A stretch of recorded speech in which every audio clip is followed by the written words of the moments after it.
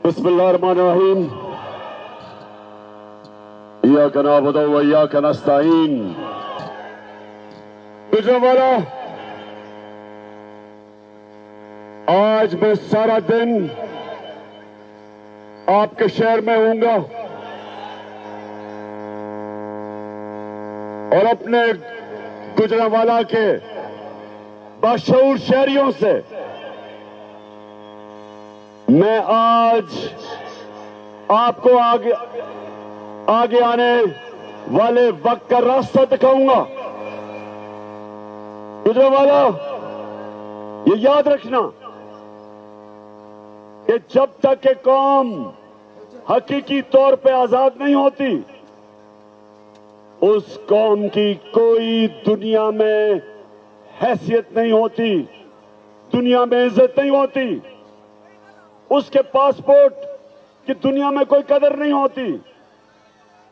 क्योंकि गुलाम कौम ऐसे है, जैसे मौलाना रूमी ने कहा था इंसानों को कि अल्लाह ने जब तुम्हें पर दिए हैं, अल्लाह ने जब तुम्हें परवाज के लिए पर दिए हैं, तो क्यों चूंटियों की तरह जमीन पे रींग रहे हो? जो कौम गुलाम होती है वो कीड़े मकोड़ों की तरह रहती है, उनके हकूक नहीं होते, उनके लोगों की इज्जत नहीं होती। आजम स्वाति जैसे लोग, सेनेटर, उनके ऊपर जुल्म और तशद्दुद होता है। आम आदमी थाने और कचहरी में रुलता है, उसको बुनियादी हुकूक नहीं होते क्योंकि वो गुलाम होते हैं। उनके फैसले बाहर से स्क्रिप्ट मिलती है कि आपने रूस से तेल नहीं लेना क्योंकि सस्ता तेल मिल रहा है हिंदुस्तान को रूस से, लेकिन गुलामों को इजाजत नहीं, पाकिस्तानियों को, कि सस्ता तेल रूस से लेके महंगाई कम करें, क्योंकि गुलाम है। जो हुक्मरान है वो फैसला करने से पहले अमेरिका से एनओसी लेते हैं कि सर हम ये कर सकते हैं, तेल ले सकते हैं या नहीं। तो मैं गुजरावाला आपके पास आज सारा दिन आपको एक चीज बताऊंगा कि अल्लाह ने हमें कैसे आजाद किया है। जब अल्लाह कहता है, जब अल्लाह के सामने अब दावा करते हैं ला इलाहा इल्लल्लाह, अल्लाह तेरे सिवा किसी के सामने नहीं हम झुकते, ये दावा है आजादी का। और जब फिर हम किसी सुपर पावर के सामने घुटने टेकते हैं, मेरी नजर में ये शिर्क है। जब एक किसी पाकिस्तानी शहरी को तशद्दुद होता है उस पे, जो आजम स्वाति शहबाज गिल पे हुआ, जो अरशद शरीफ को मुल्क छोड़ना पड़ा और कत्ल किया, शहीद किया उसको, क्योंकि वो हक और सच पे खड़ा था। ये गुलामों कौमों में होता है, आजाद कौमों में ये नहीं होता। आजाद कौमों के हुकूक होते हैं, शहरियों का अदालतें उनके बुनियादी हुकूक की हिफाजत करती हैं। और दूसरी चीज, गुजरावाला, मैं वो पाकिस्तानी हूं जिसने अपने मुल्क को टूटते देखा था। ईस्ट पाकिस्तान हमारे से अलहदा हुआ था। मैं ईस्ट पाकिस्तान अंडर 19 का मैच खेलने गया, हमें पता ही नहीं था कि वहां कितना गुस्सा है ईस्ट पाकिस्तान के लोगों को। क्यों गुस्सा था? क्योंकि उनकी जो सबसे बड़ी जमात, जो पाकिस्तान की सबसे बड़ी जमात, वो ईस्ट पाकिस्तान से थी, वो इलेक्शन जीत गए थे। लेकिन ईस्ट पाकिस्तान के लोगों को गुस्सा ये था कि जो उनका हक था, जो मैंडेट था, वो नहीं दिया जा रहा था। क्यों नहीं दिया जा रहा था? क्योंकि यहां एक सियासतदान, उसने साजिश की, अपनी कुर्सी के लिए उसने ईस्ट पाकिस्तान की पार्टी जो इलेक्शन जीत गई थी, उनको हक नहीं दिया कि जो उनका हक था कि जब इलेक्शन जीते तो उनको क़यादत करनी चाहिए थी। वो उस सियासतदान ने पाकिस्तान की फौज को उस पार्टी के खिलाफ खड़ा कर दिया और नतीजा ये हुआ कि पाकिस्तान टूट गया, हमारा मुल्क आधा हो गया। आज फिर ये जो लंदन में बैठा हुआ भगोड़ा है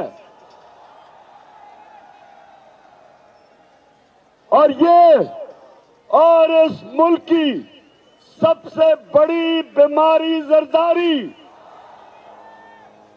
ये दोनों डाकू मिलकर कोशिश कर रहे हैं कि पाकिस्तान की सबसे बड़ी जमात उसको मुल्क की इस्टेब्लिशमेंट के खिलाफ खड़ा करे, इस्टेब्लिशमेंट को, फौज को बड़ी जमात के खिलाफ खड़ा करे। ये साजिश है, ये मुल्क के खिलाफ साजिश है।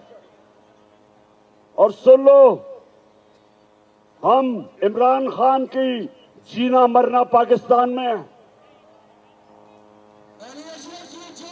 इमरान खान ने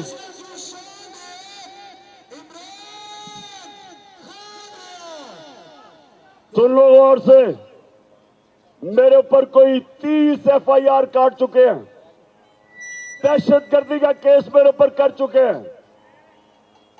मेरे ऊपर वो एक इनका शरीफ खानदान का घर का पालतू नौकर, चीफ इलेक्शन कमिश्नर,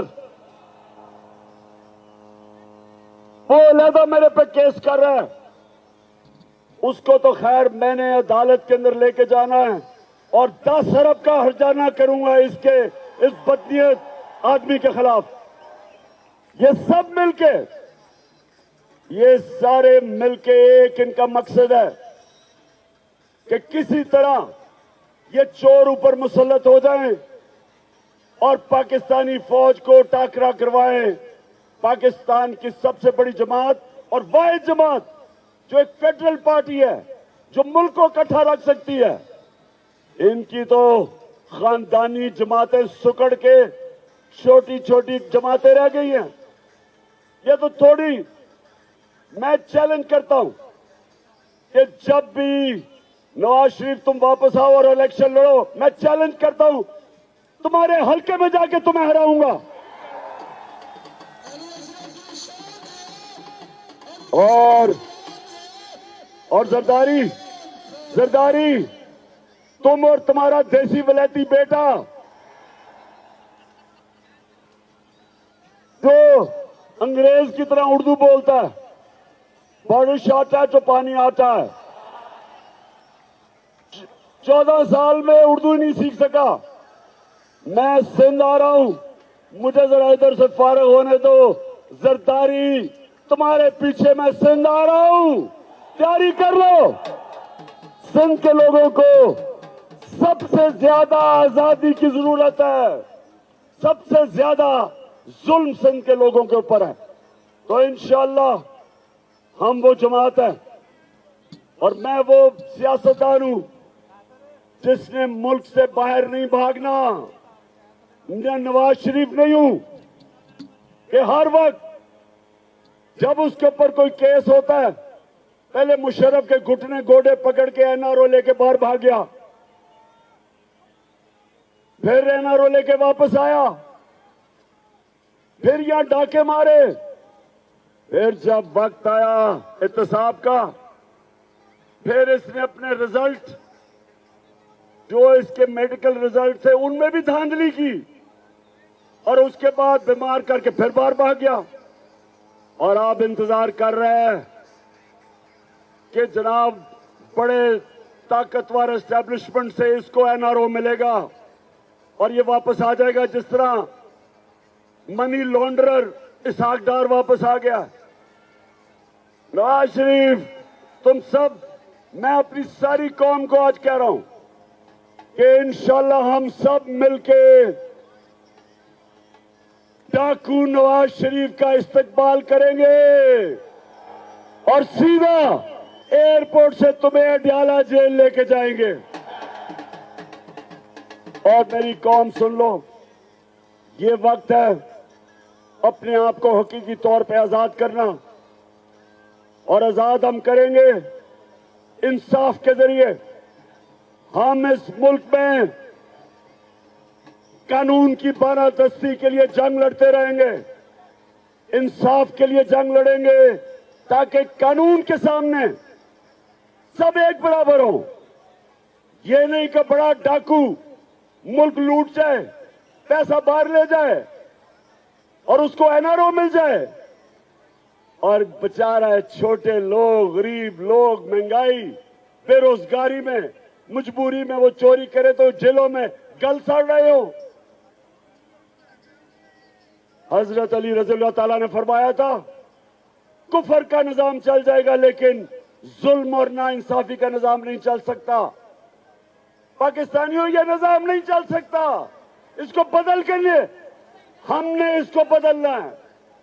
जब कहते हैं कि कौन बचाएगा पाकिस्तान, इमरान खान नहीं बचाएगा, आप बचाएंगे पाकिस्तान को। आप मेरे साथ मिलकर इस मुल्क को आजाद करेंगे।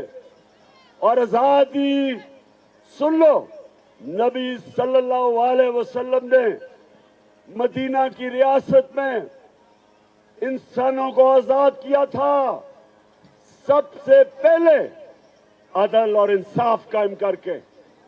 अदल और इंसाफ इंसानों को आजाद करता है, नहीं तो इंसान चूंटियों की तरह जमीन पर रेंगते हैं। ऊपर परवाज नहीं होती इंसानों की जो गुलाम हो, जिधर इंसाफ ना हो। अल्लाह ने बार बार कुरान में हुक्म किया कि मेरी जमीन पे इंसाफ कायम करो। ये इंसाफ नहीं है कि आजम स्वाति 75 साल के सेनेटर को तशद्दुद करो, जेल में, उसके घर में जाके उसकी पोती और पोतियों के सामने उसको मारो, उसके कपड़े उतारो, उसको जलील करो, उसके ऊपर तशद्दुद करो। आज सारे आजम स्वाति की प्रेस कॉन्फ्रेंस अपने मोबाइल फोन पे देखो, देखो उससे क्या जुल्म हुआ है। और चीफ जस्टिस साहब, मैं पाकिस्तानी कौम के सामने खड़ा होकर आपसे मैं अपील कर रहा हूं, अल्लाह ने आपको बहुत बड़ी जिम्मेदारी दी है। चीफ जस्टिस ऑफ पाकिस्तान का मतलब कि जिम्मेदारी आपकी कि आप आजम स्वाति, शहबाज गिल, जमील फारूकी जैसे लोगों को, आपका काम है इनको इंसाफ देना।